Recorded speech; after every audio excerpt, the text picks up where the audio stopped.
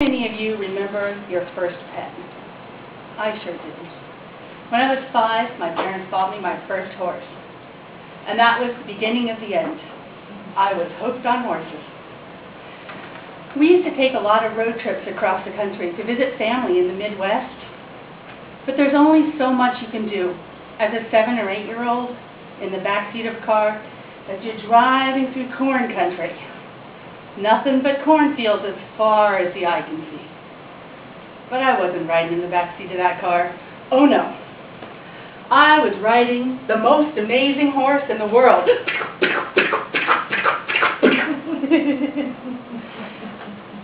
It took my parents a really long time to figure out what that noise was. My dad would slow down, and he'd speed up, and we'd come to a bridge. And if you've ever had a problem with your car, you roll down the windows and you listen as you're on the bridge. You hear where the problem is. But there was no noise. Because my horse would jump bridges.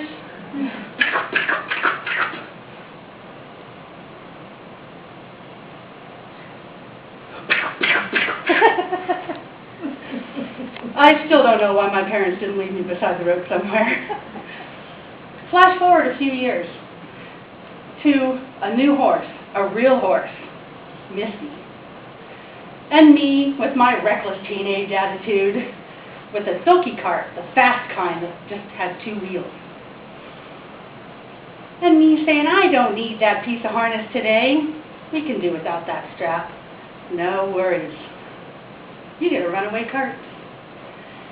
I managed to hold on for about 45 seconds at a dead run.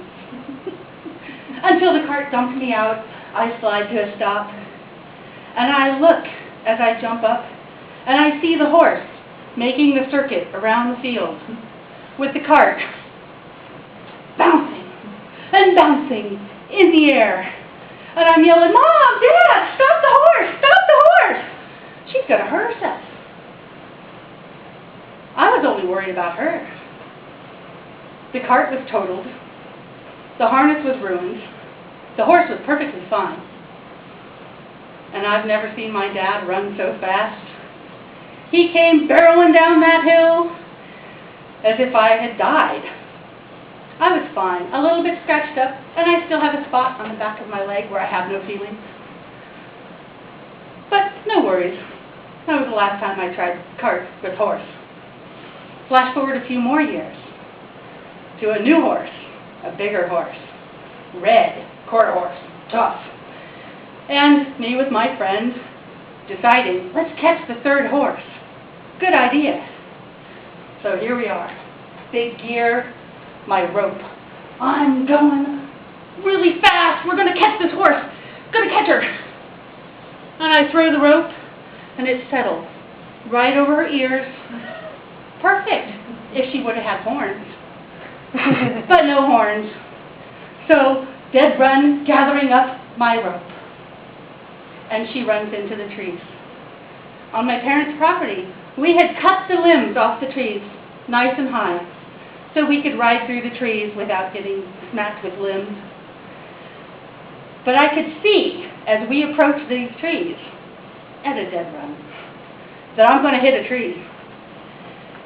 And so I take my foot, and I kick my foot out of the saddle, out of the stirrup, behind the cantle of the saddle, behind the saddle. But it wasn't quite enough. So I hit a tree right there. And I'm standing in the stirrup, looking at my friend riding behind me.